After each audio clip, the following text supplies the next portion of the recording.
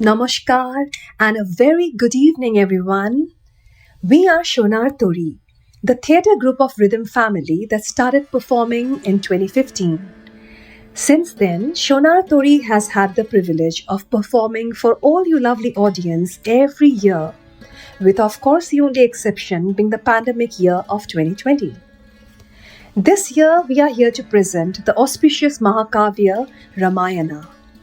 Ramayana, as we all know, is one of the largest ancient epics in world literature, consisting of nearly 24,000 verses and more.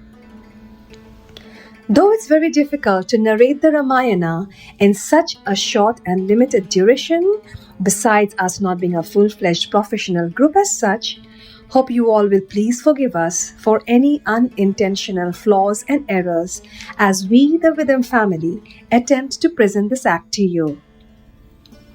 At this point, we'd also like to take a moment to extend a big round of applause to the families of all the participants without whose support this would not have been possible.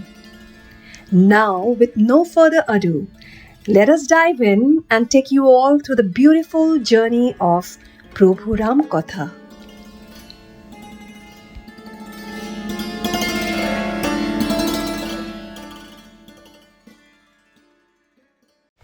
Ram নাম চন্দনে সব দুঃখ ভাগে রাম নাম পিছে রাম নাম আগে রাম নাম চন্দনে সব দুঃখ ভাগে রাম নাম পিছে রাম নাম আগে দশরথ নন্দন সুমধুর হাসি শ্রীরাম কথায় শোনে জগৎবাসী লোক চরিত নয় আদর্শ সে জীবন সীতারাম তাই আজ করো অনুসরণ শত দুঃখের মাঝেও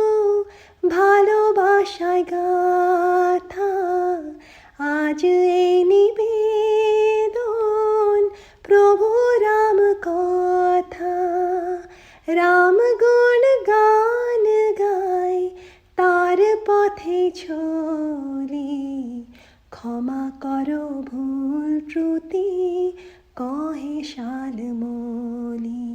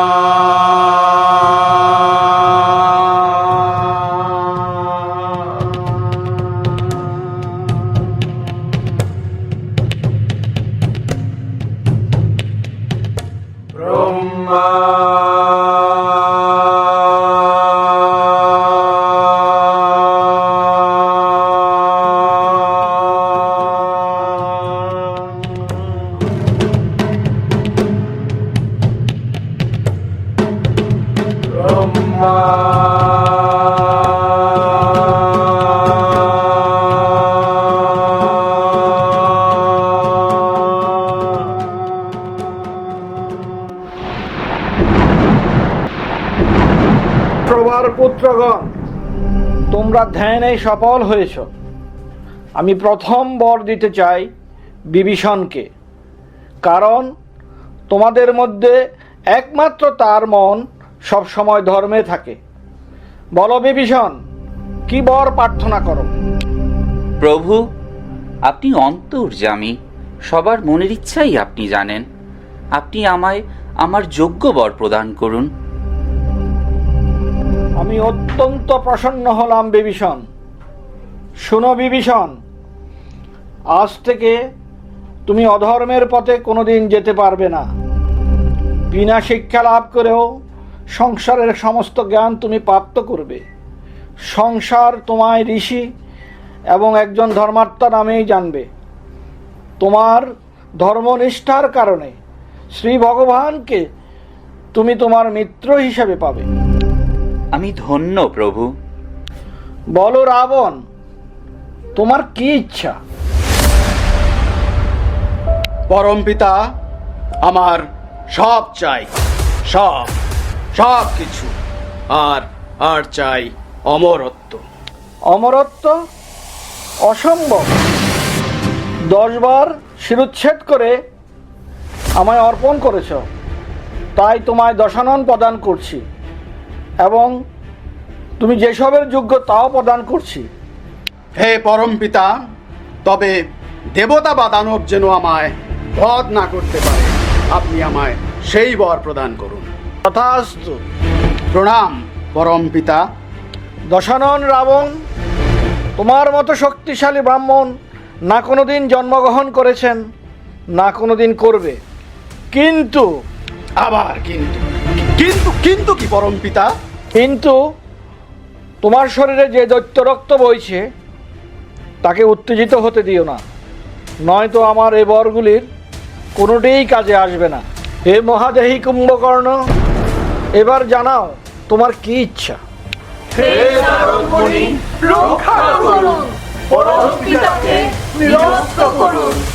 নারায়ণ নারায়ণ, রক্ষা করুন পরমপিতা, ওনাকে বরদান থেকে বিরত থাকুন।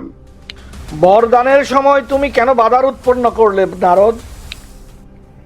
এই সংসারের কল্যাণ এবং রক্ষা করা নারদের প্রথম কর্তব্য।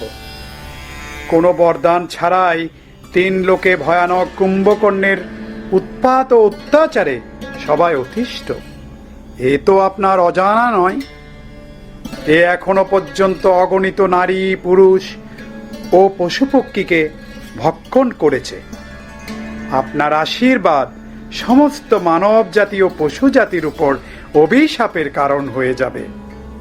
এই মহাপাপ থেকে আপনি বিরত থাকুন পরম পিতা। আপনি একে সাংসারিক মোহ প্রদান করুন। বাণীর অধিষ্ঠাত্রী দেবী সরস্বতী শীঘ্রই উপস্থিত হন। বলুন প্রভু, কি হেতু আমায় আহ্বান করেছেন? আমি এই মুহূর্তে ধর্ম সংকটের সম্মুখীন হয়েছি, আপনার সহায়তা প্রয়োজন। বাহুবলী কুম্ভকর্ণর থেকে স্বর্গ, মর্ত্য, পাতাল এই 3 লোকের রক্ষা করতে হবে। আজ্ঞা করুন। দেবী সরস্বতী, আপনি ওই ভয়ঙ্কর রাক্ষস কুম্ভকর্ণের বাণীর উপর অঙ্কুশ লাগিয়ে দেবতাদের অনুকূলে বাণী উচ্চারণ করান। আপনার আদেশ শিরোধার্য প্রভু। মহাবলী কুম্ভকর্ণ, কি দ্বিধায় পড়ে গেলে? শীঘ্র তোমার অভিপ্রায় ব্যক্ত করো। পরমপিতা ব্রহ্মা, এতদিনের কঠোর তপস্যায় আমি ক্লান্ত। আমি বিশ্রাম নিতে চাই।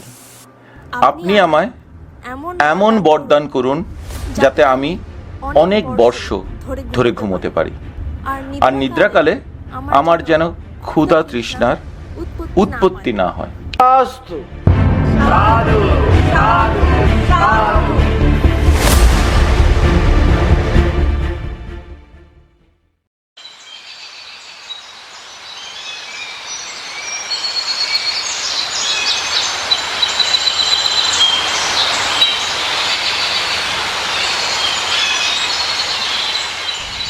আমরা কোথায় এলাম মুনিবর?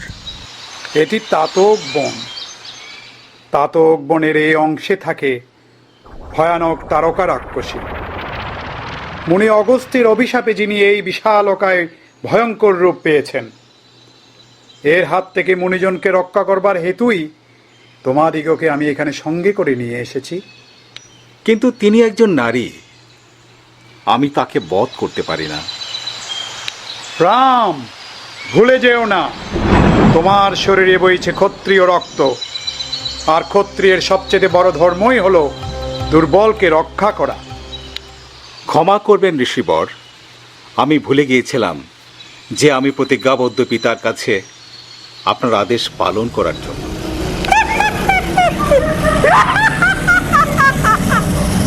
এই সামান্য মানুষ আমার প্রাণ সংহার করবে, বলিহারি ঋষির বুদ্ধি। মানব, এখনই আমার হাতের একা ছবি তোদের ভাবলীলা সাঙ্গ করে।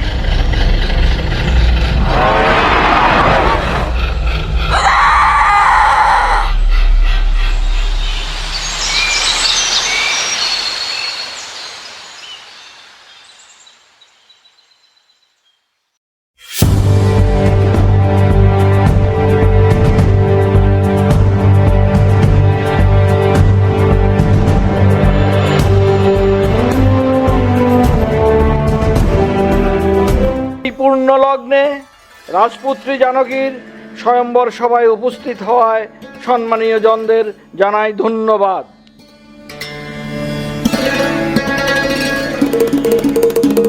শুনুন শুনুন শুনুন, সুধীগণ মন দিয়ে শুনুন। রাজকুমারী সীতার সহিত বিবাহের শর্ত একটাই, যে শক্তিশালী বীর হরধনুতে প্রতিঞ্চা লাগাতে পারবেন তিনিই হবেন রাজকুমারীর জীবন সাথী।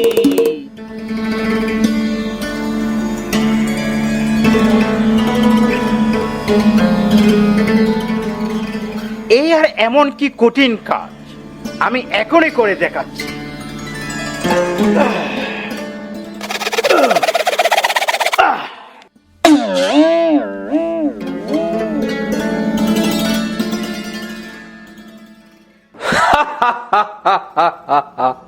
মূর্খ, এখনই দেখাচ্ছি কিভাবে হরধনু উঠাতে হয়। হা হা হা হা হা।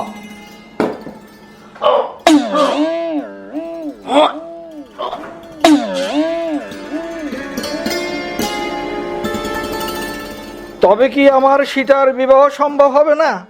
হে ভগবান, এও কি সম্ভব? কোথা থেকে পাবো যোগ্য বীর? কেউ কি নেই?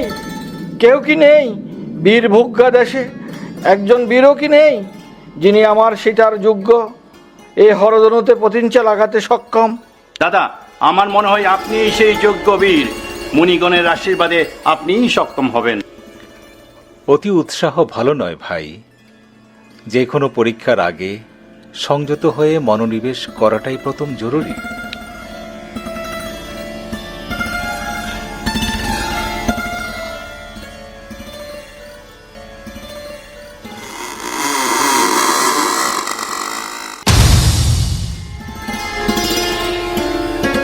জয় জয় জয়, রাজা রামচন্দ্রের জয়।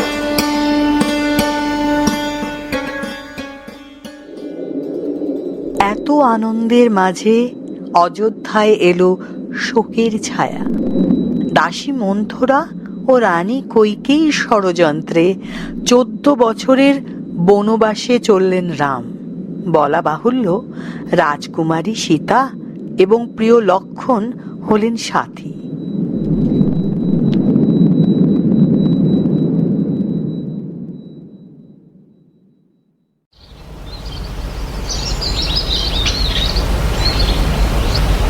চোদ্দ বছরের বনবাস মাথা পেতে নিয়েছেন রাম।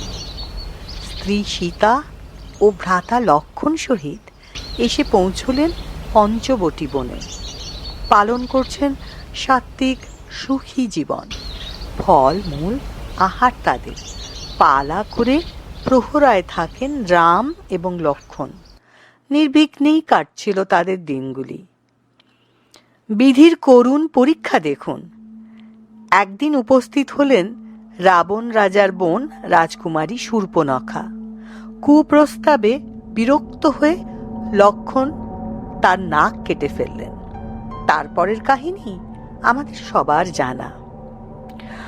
বোন শূর্পণখার করুণ অবস্থা দেখে রাজা রাবণের মনে প্রতিশোধের আগুন উঠল জ্বলে। রাবণ মারিচকে বললেন, সোনার হরিণ রূপে ছলনার আশ্রয় নিয়ে পঞ্চবটী বনে যেতে। প্রিয়, দেখুন কি সুন্দর সোনার হরিণ। আমার ওই রকম একটি হরিণকে পোষ্য করার খুব ইচ্ছে। অনুগ্রহ করে ওই হরিণটিকে নিয়ে আসুন। সোনার হরিণ? এ শুধুই বিভ্রম মাত্র। আর এই বনে তো আরো অনেক পশু পক্ষী আছে। হে স্বামী, আপনার অসাধ্য কিছু নয় তো এই সামান্য সোনার হরিণ নিয়ে আসা। আমার এই একটি অনুরোধ, দয়া করে নিয়ে আসুন। ভ্রাতা লক্ষণ, তোমার উপর দায়িত্ব রেখে যাচ্ছি সীতার। আমি না ফেরা পর্যন্ত তুমি কোথাও গমন করবে না। যথা আজ্ঞা অগ্রজ।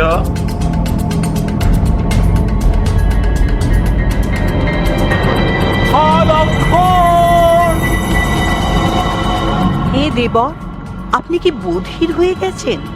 আপনার অগ্রজ আপনার নাম ধরে ডাকছেন সাহায্যের জন্য। হায়, উনি নিশ্চয়ই কোনো বিপদের সম্মুখীন হয়েছেন। আপনি শীঘ্র যান। দেবী, আমার অগ্রজ হলেন ত্রিভুবনজয়ী শ্রী শ্রী রামচন্দ্র। এই বিশ্বলোকে এমন কেউ নেই যিনি ওনার ক্ষতি করতে পারেন, আর ওনার আজ্ঞা পালন আমার কর্তব্য। উনি আমায় আপনার ছায়াসঙ্গী হতে আদেশ দিয়েছেন। আহ, আমি আর শুনতেও চাই না আপনার এ হেন নিষ্ঠুর বাণী। বিপদে সবাইকে রক্ষা করাই ক্ষত্রিয়ের ধর্ম। আপনি অত্যন্ত নীচ মনের পরিচয় দিচ্ছেন। তবে আমাকেই যেতে হয় উদ্ধারের হেতু। মাতে, আপনি এই রেখার মধ্যে থাকলে সুরক্ষিত থাকবেন। দয়া করে এই গণ্ডির বাইরে এক পাও রাখবেন না। ঠিক আছে, আপনি তড়া করে যান।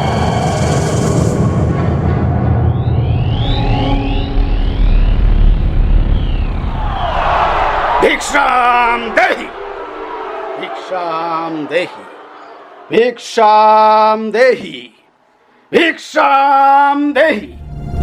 এই কুটিরে কি কেউ নেই যিনি আমার পিপাসার নিবৃত্তি করেন? আমি কোন সকালে ভিক্ষার ঝুলি হাতে বার হয়েছি। আমি খুবই পিপাসার্থ ও ক্ষুধার্থ বটে।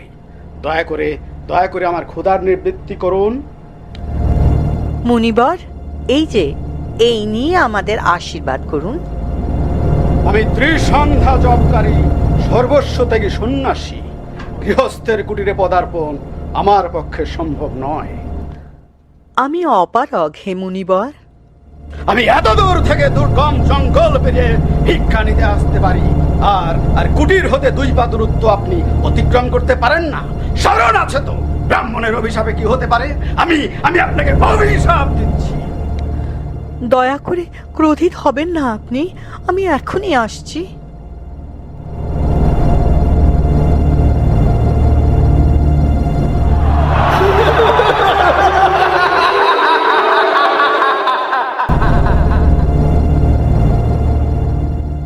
সরে যা জটায়ু, তোর এত বড় সাহস আমার পথ আটকাস।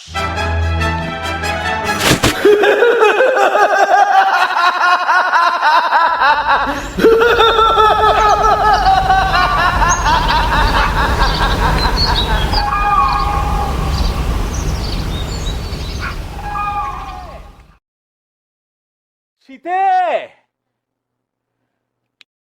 শীতে, হ্যাঁ শীতে, কোথা শীতে? অগ্রজ, আমায় ক্ষমা করুন। হাই হাই, আমি এই কি ভুল করলাম? জটায়ু, আপনার এই অবস্থা কে করলো? এক পাপী মা সীতাকে হরণ করে ওই দক্ষিণ দিকে নিয়ে যাচ্ছিল। আমি বাধা দেবার চেষ্টা করেছিলাম, তাই আমার এই হাল। আহ আহ আহ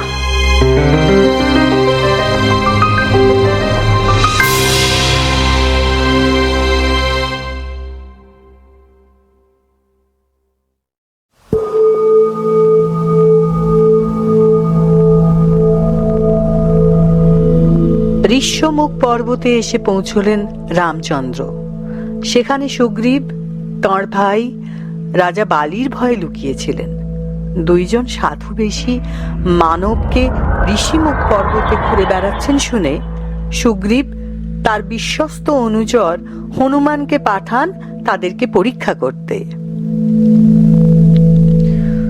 হনুমান কথায় কথায় জানতে পারেন 2 মানব আর কেউ না, স্বয়ং শ্রী রামচন্দ্র তার লক্ষ্মণ। আসুন প্রভু, আসুন, আপনারা এখানে প্রতীক্ষা করুন। আমি মহারাজা সুগ্রীবকে জানাই আপনাদের আগমনের সংবাদ। চিন্তা করবেন না কপিবর। আচ্ছা। হে মহারাজ, বাইরে এসে দেখুন আমি কাদের সঙ্গে করে নিয়ে এসেছি। কাদেরকে নিয়ে এসেছো হনুমান? তোমাকে তো ওই 2 মানবকে ঋষিমুখ পর্বতে প্রবেশ করতে বাধা দেওয়ার জন্য পাঠানো হয়েছিল। হ্যাঁ, আমি সঙ্গে করে নিয়ে এসেছি ওনাদের। ওনারা আর কেউ নয়, স্বয়ং রামচন্দ্র ও তার ভ্রাতা লক্ষ্মণ।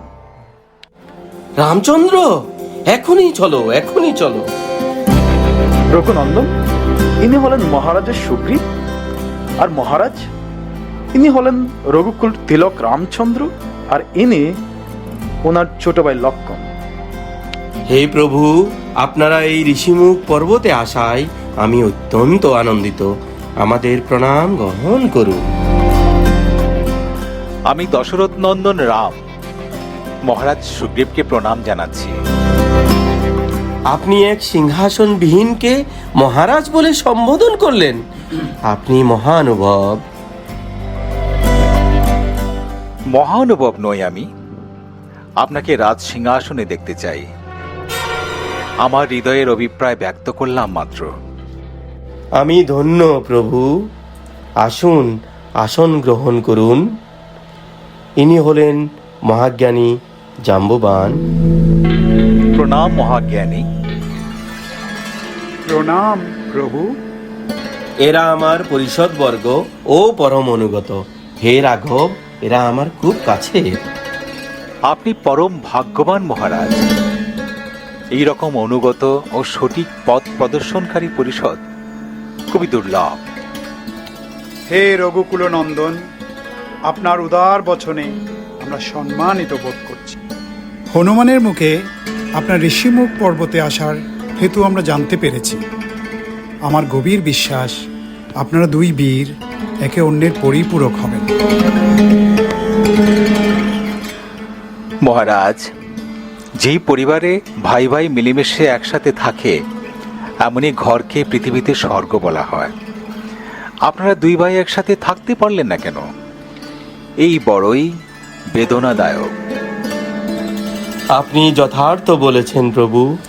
দুই ভাইয়ের মিলেমিশে থাকাটাই শ্রেয়।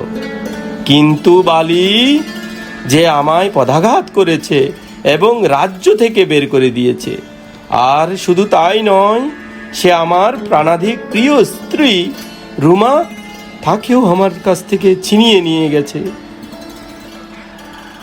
আমি কথা দিচ্ছি আপনার স্ত্রী ও আপনার রাজ্য ফিরিয়ে দেওয়ার জন্য যথাসাধ্য চেষ্টা করব। আমিও কথা দিচ্ছি, আমার সিংহাসন ও স্ত্রীকে আমি ফেরত পাই বা না পাই, আমরা পরম পূজনীয়া সীতা দেবীকে সর্বশক্তি দিয়ে উদ্ধার করে আনব। আমার অনুমান, আমি সীতা দেবীকে হরণ করে নিয়ে যাওয়ার সময় দেখেছি পাপিষ্ঠ রাবণ তাকে এই পথ দিয়ে দক্ষিণ দিকে নিয়ে উড়ে যাচ্ছিলেন তার রথে করে। এমন সময় সীতা দেবী একটি পুটুলি ফেলে দেন আমাদেরকে দেখে। তাতে এই কাপড়ের টুকরোটিও ছিল। হ্যাঁ হ্যাঁ হ্যাঁ হ্যাঁ হ্যাঁ, আমি বন থেকে ফিরে এলে সীতা এই কাপড়টি দিয়ে আমার পা মুছিয়ে দিত।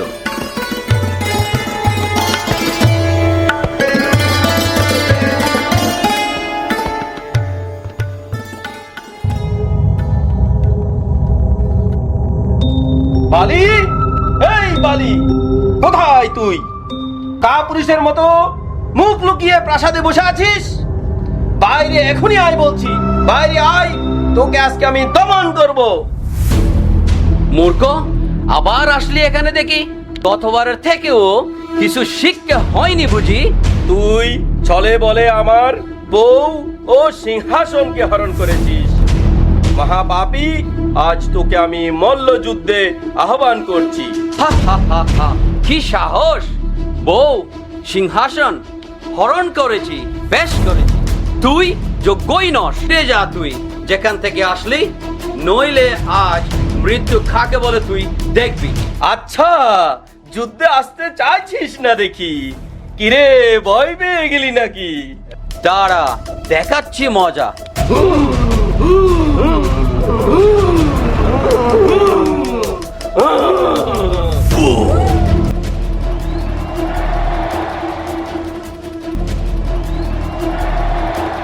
প্রভু, আপনি তীর নিক্ষেপ করলেন না যে? আপনারা দুই ভাই একই রকমের দেখতে। আমি বান মারলে ভুল করে আপনি আহত হয়ে যেতে পারেন, তাই আপনি এই মালাটি পরুন, তবে বালিকে চিহ্নিত করতে সুবিধা হবে।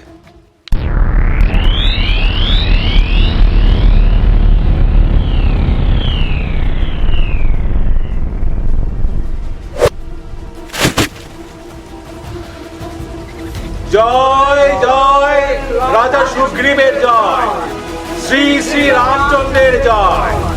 জয় জয় রাজা সুগ্রীবের জয়, শ্রী শ্রী রামচন্দ্রের জয়।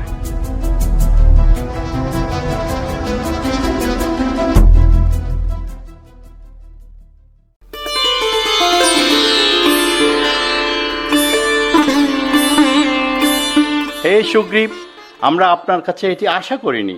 অনেক দিন হলো আপনি রাজসিংহাসন ফিরে পেয়েছেন, অথচ সীতামাতার উদ্ধারের কোনো পরিকল্পনাও দেখলাম না আজ পর্যন্ত। ক্ষমা করুন, আসলে সব বানর সেনাদেরকে একজোট করতে সময় লেগে গেল। পাপিষ্ট রাবণ অনেক শক্তিশালী, তার কাছ থেকে সীতা মাকে উদ্ধার করতে গেলে লোকবল প্রয়োজন।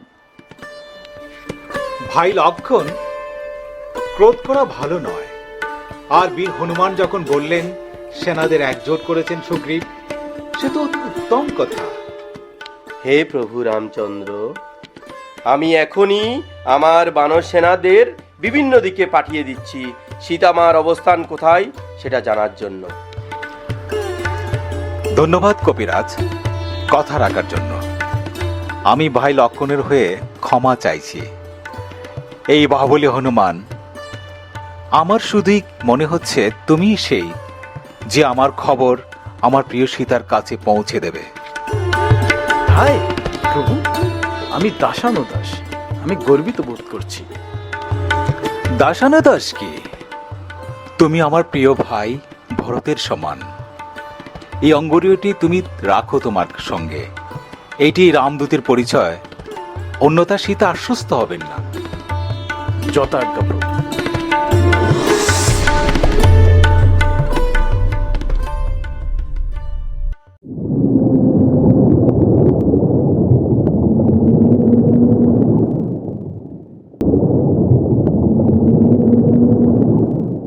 একই হনুমান, ঘুরতে ঘুরতে আমরা যে দক্ষিণে এসে পৌঁছেছি। হ্যাঁ, এখনো সীতামাতার কোনো দর্শনে পেলাম না, কোনো খবরও নেই। উনি কোথায় আছেন আর কি অবস্থায় আছেন? রাজা রাবণ কি দুর্দশাই না করেছেন তার, তবে কি আমরা অসমর্থ হব? সত্যি আমি আশ্চর্য। তোমরা কি ওই দুরাচারী রাবণের কথা বলছো? হ্যাঁ, আপনার পরিচয়? আমি সম্পাতি। আমার ভাই জটায়ুকে সূর্যের কোপ থেকে বাঁচাতে গিয়ে আমার ডানা পুড়ে গিয়েছে। জটায়ু, যিনি সীতামাকে রাবণের হাত থেকে বাঁচাতে গিয়ে প্রাণ বিসর্জন দিয়েছেন। হায় হায়, এ কি শুনলাম! রাবণ একদিন এক সুন্দরী মহিলাকে রথে করে লঙ্কাপুরীতে নিয়ে গেল। হ্যাঁ হ্যাঁ, সীতামাকে। তারপর তারপর আমরা সেখানেই পৌঁছাতে চাই। সে তো অনেক দূর। সমুদ্র পথে 400 ক্রোশ অতিক্রম করতে হবে। তোমরা তোমাদের কার্যে সফল হও, এই প্রার্থনাই করি। প্রণাম মহোদয়। হনুমান, তুমিই একমাত্র পারো সমুদ্র লঙ্ঘন করতে। সময় নষ্ট না করে শীঘ্র যাও, খবর নিয়ে এসো আর সীতামাকে আশ্বস্ত করো। বলো রাজা রামচন্দ্র শীঘ্রই আসবেন তাকে উদ্ধার করতে। যথা আদেশ প্রাজ্ঞ।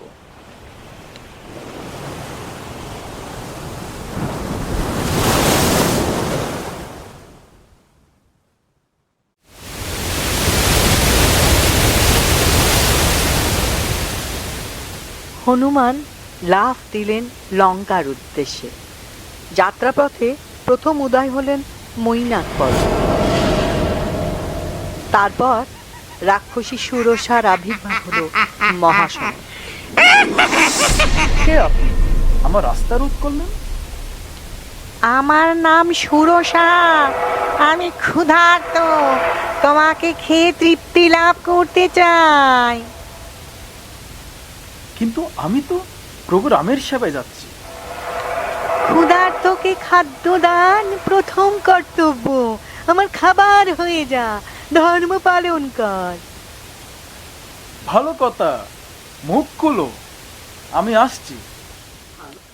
হনুমান তার শরীরকে ক্ষুদ্রাতি ক্ষুদ্র করে সুরসার মুখের ভেতরে প্রবেশ করে বাইরে চলে এলো। আমি ব্রহ্মার বরদান মিথ্যে হতে দেনি, তোমার মুখের ভিতর প্রবেশ করে বেরিয়ে এসেছি। আমি তোমার আনুগত্যের পরীক্ষা করছিলাম বৎস। আসলে আমি নাগমাতা, দেবতাদের অনুরোধে আমি তোমার পথে বাধার সৃষ্টি করছিলাম। তুমি তোমার কাজে সফল হও বৎস।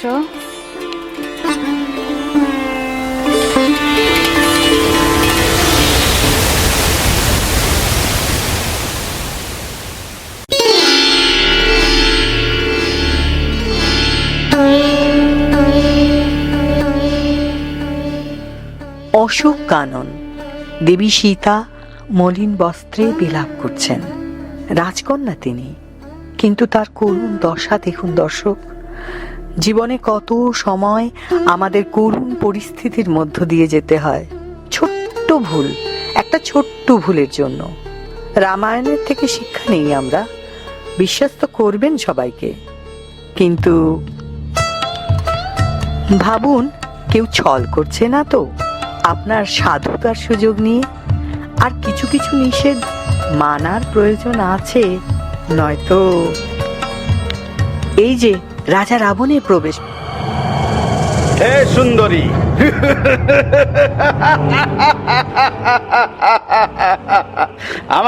আমাকে দেখে তুমি ভয় পাও কেন? আমি তোমাকে ভালোবাসি। তুমি অপরূপা, তাও তুমি কষ্টে দিন কাটাচ্ছ। আমার সাথে বিবাহ করলে তুমি এ জগতের সর্বসুখ পেতে। উপবাস করছো, মাটিতে শয়ন করছো, এসব কি তোমাকে শোভা পায়? এসো এসো আমার সাথে, মণিমাণিক্যে ভরিয়ে দেব তোমায়। এ সংসারের সব থেকে বেশি সুস্বাদু খাবার তুমি খেতে পারবে, দিব্য পোশাক পরতে পারবে রোজ। কত কত দাস দাসী থাকবে তোমার। আমি শ্রী রামচন্দ্রের বিবাহিতা স্ত্রী, ত্রিলোকের সব থেকে ভাগ্যবতী স্ত্রী আমি। রামচন্দ্রের স্ত্রী? ওই বনবাসী ভিক্ষুক কি আছে তার? ওই ভিখারির স্বপ্ন দেখা তুমি বন্ধ করে দাও নারী। প্রথমত সে জানতেই পারবে না যে তুমি কোথায় আছো, আর যদি বা জানতেও পারে 400 ক্রস সমুদ্র সে কিভাবে লঙ্ঘন করবে? তোমার আর কোনো উপায় নেই আমাকে বিবাহ করা ছাড়া। আর কে জানে, হয়তো ঘুরতে ঘুরতে পাথরে মাথা কুটে মারাই গেছে।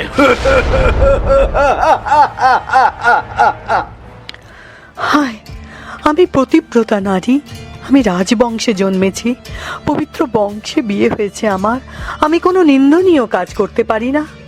তুমি আমায় এই কুপ্রস্তাব দিয়ে নিজেই মহাপাপ করছো। নারীর অবমাননার মতো পাপ আর কিছুতেই নেই। স্বর্গ মর্ত পাতাল ত্রিভুবন বিজয়ী বীর আমি রাবণ। আমার ভ্রুকুটিতে সূর্য চন্দ্র ভয়ে মুখ লুকিয়ে ফেলে।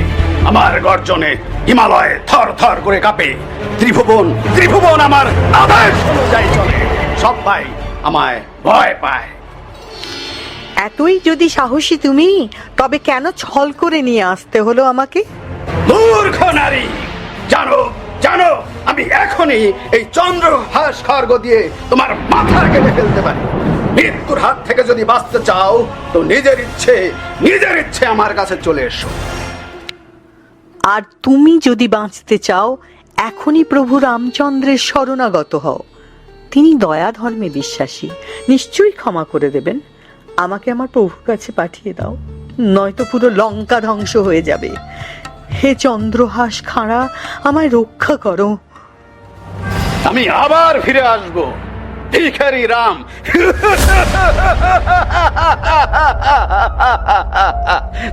তার আবার শরণাগতি, মূর্খ নারী। হে প্রভু, আপনি কোথায়? আমাকে আর কতকাল আপনার জন্য এই দুর্গম বনে অপেক্ষা করতে হবে? আর কতকাল? মাতা, চোখ খুলুন, আমি প্রভুর কাছ থেকে এসেছি। আমি রামদূত। কে তুমি? রাবণ, তুমি আবার ছদ্মবেশে এসেছো? না না দেবী, আমি প্রভু রামচন্দ্রের কাছ থেকে এসেছি। ফিরে গিয়ে এই লঙ্কা নগরীর বিবরণ দিতে হবে আর জানাতে হবে আপনি কেমন আছেন। বিশ্বাস হয় না আমার, আর তোমাকে আমি কোনোদিনও দেখিও নি। মা, এই অঙ্গুরীয়টি দেখুন, স্বয়ং প্রভু আমায় এটির চিহ্নস্বরূপ পাঠিয়েছেন। এই তো আমার প্রভুর অঙ্গুরীয়। হ্যাঁ মাতা, উনি সবসময় আপনার কথাই বলেন। তবে উনি আসতে এত দেরি করছেন কেন? উনি শীঘ্রই উপস্থিত হবেন মা। আমাদের রাজা সুগ্রীব ও বানর সেনা সহ উনি খুব শীঘ্রই এসে উদ্ধার করবেন আপনাকে এই বন্দি দশা হতে। এই নাও আমার মুক্তার হারটি, তুমি এটি উনাকে দিয়ে বলো যে সীতা তারই আর তারই থাকবে, শুধু উনি যেন আসতে বিলম্ব না করেন। যথাজ্ঞা মা। এই বনের কিছু ফলমূল খেয়ে নি, আমার খুব খিদে পেয়েছে। ঠিক আছে পুত্র।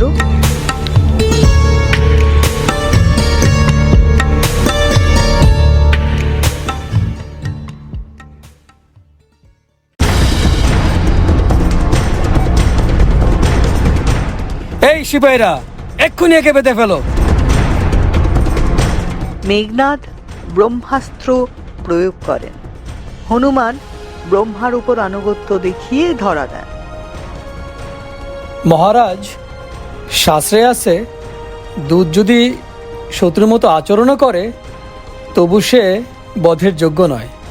ঠিক আছে, এর লেজে আগুন ধরিয়ে ছেড়ে দাও। বুঝুক লঙ্কায় বিনা অনুমতিতে প্রবেশের আর সবকিছু নষ্ট করার কি ফল। সবকিছু নষ্ট করলাম কোথায়? নষ্ট তো এইবার হবে। জয় শ্রীরাম।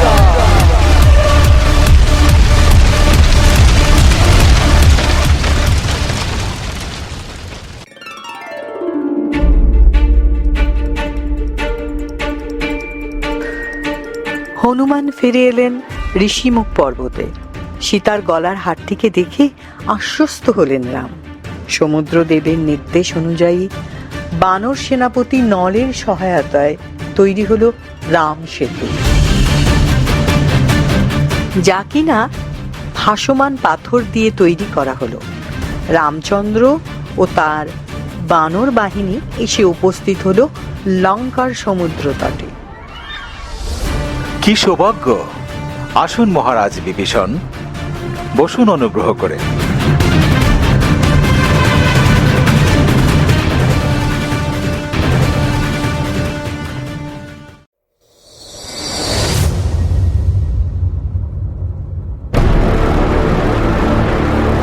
আমি রাবণ রণভূমিতে দাঁড়িয়ে যুদ্ধের আহ্বান জানাচ্ছি। কোথায় ওই বনবাসী রাম? খুব যুদ্ধ করার ইচ্ছে যে, এখনই বাইরে আসতে বলো কে। আর যুদ্ধের প্রথম দিনেই ও বুঝে যাবে লঙ্কার দিকে চোখ তুলে তাকানোর কি ফল। রে পাপী, তুই ভেবেছিস প্রভুর হাতে তোর মৃত্যু হবে? তোকে আজকে আমি শেষ করব দুরাচারী।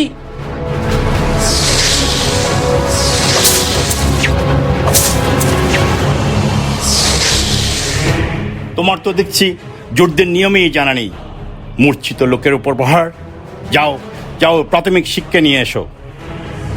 যাও, তোমার এই নীতি কথা শোনা এই প্রথম বাণী সহ্য করে দেখাও। জয় শ্রীরাম।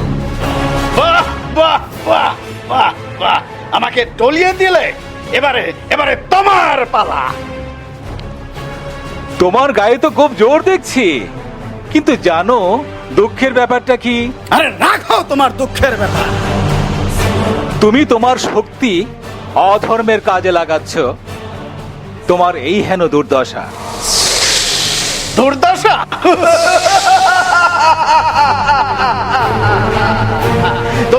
তোমার এই সব চালবাজির কথা অজ্ঞানী বানরদেরকেই প্রভাবিত করবে। জ্ঞানী আর ভক্তর এইখানেই তফাৎ। ভক্ত হৃদয়ে সৎ হয়, আর জগতের বিশাল জ্ঞানী হয়েও তুমি অত্যন্ত দুষ্ট। আমার এত প্রতাপ সূর্য বীর্য দেখে ঘাবড়ে গেলে নাকি? জ্ঞান হারাবে মনে হয়। রাবণ, তোমার দুর্দশা দেখো। স্বর্ণ সিংহাসনে বসেও অপূর্ণতার আগুনে জ্বলছ। তোমার মতো সকল দুরাচারেরই শুধু দুশ্চিন্তা, শান্তি খুঁজে পায় না। বুঝে তার দিন বুঝে শেষ হয়ে এসেছে, এরকম অহংকার দেখায় তোমার দিন শেষ হয়ে গেছে। বাহ বাহ বাহ বাহ বাহ, খুব মনোরঞ্জন হলো। বুঝতেই পারছি যে তুমি খুব ভয় পেয়ে গেছো।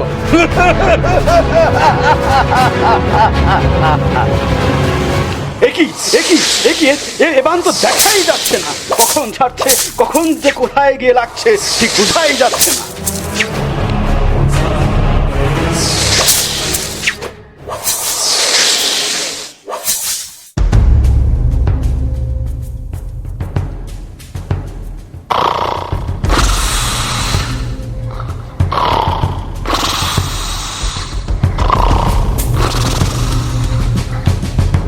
বাজাও বাজাও, আর জোরে বাজাও।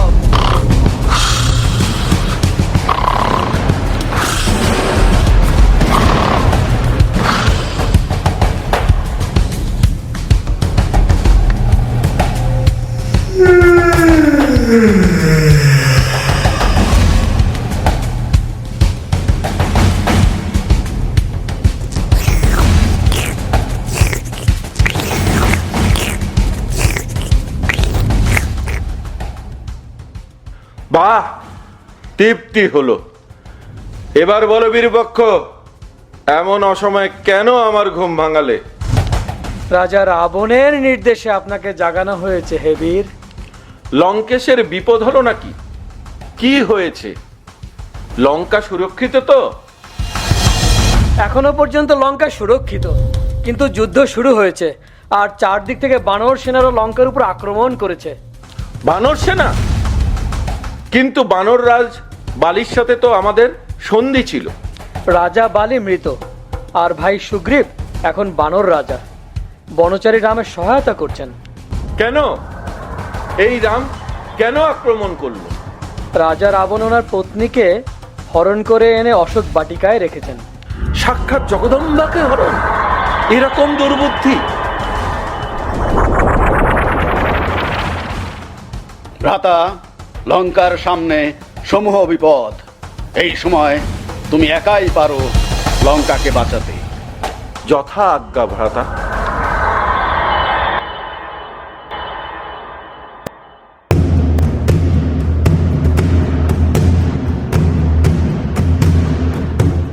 কে তুমি?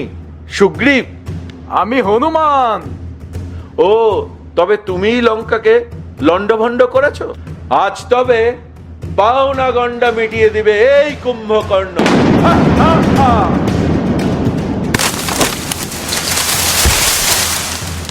আজকে তুমি এই পর্বতের তলায় চাপা পড়বে। রামের ছোট ভাই আর রাবণের ছোট ভাইয়ের যুদ্ধ দেখবে সবাই। যে হাত দিয়ে তুমি শূর্পণখার নাক কেটেছো, সে হাত আজ কেটেই দেব। যাও যাও, তোমার এই বনচারী দাদাকে নিয়ে এসো।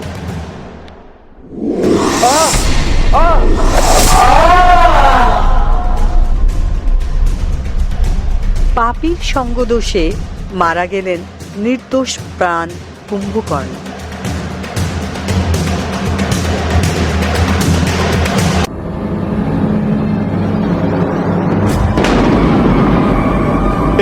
এ অসম্ভব, অসত্য, হতে পারে না। এই ত্রিলোকের সব থেকে বড় বীর ভাই কুম্ভকর্ণ, এর শাস্তি তুমি পাবেই।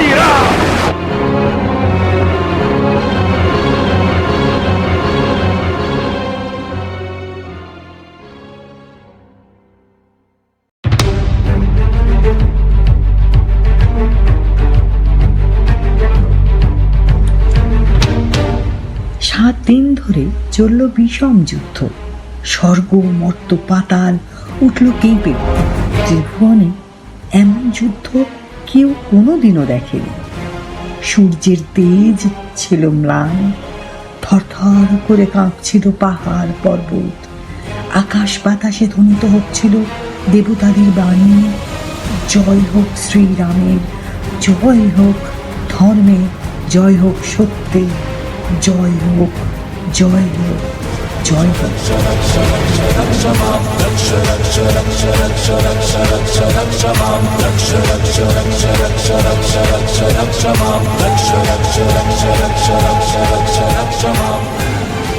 রামচন্দ্র ও তার বানর সেনা ভীষণভাবে পরাজিত হলেন রাবণের কাছে। সুগ্রীব সহ সব মহামহাযোদ্ধারা অজ্ঞান পর্যন্ত হয়ে গেলেন। বিষণ্ণ হয়ে বসেছিলেন রাম। আপনাকে এত বিচলিত হওয়া শোভা পায় না প্রভু।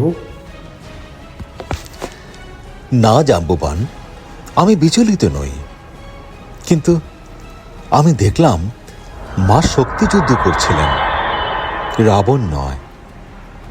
এ কিভাবে সম্ভব?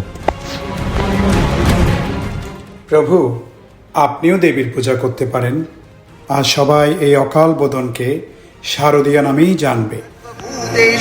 বিষ্ণুমায়েতি সত্তা নমস্তস্मै নমস্তস্मै নমস্তস্मै নমো নমঃ ইয়া দেবী। মা, আমি 108টি পদ্ম দিয়ে তোমার পুজো করলাম।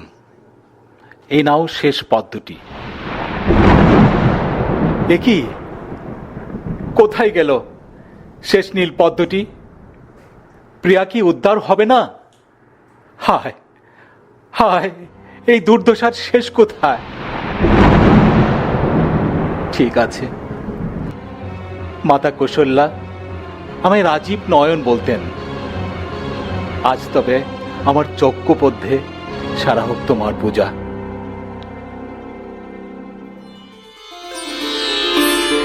তিষ্ঠ রাম, তোমার পরীক্ষা নিচ্ছিলাম বৎস। আমি তোমার পূজায় সন্তুষ্ট, বিজয়ী ভব।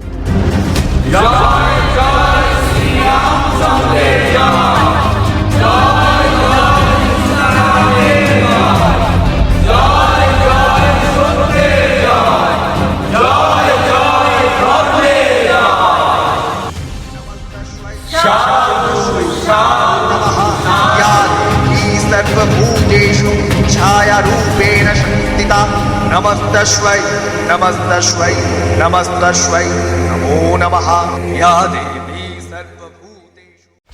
রাম নাম চন্দনে সব দুঃখ ভাগে, Ram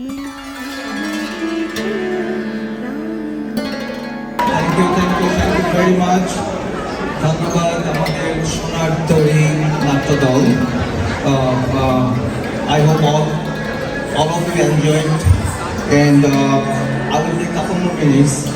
So they gave me a script to read, but the is almost ready, and I hope, and I truly believe Ridom made a milestone for this presenting this natok this evening.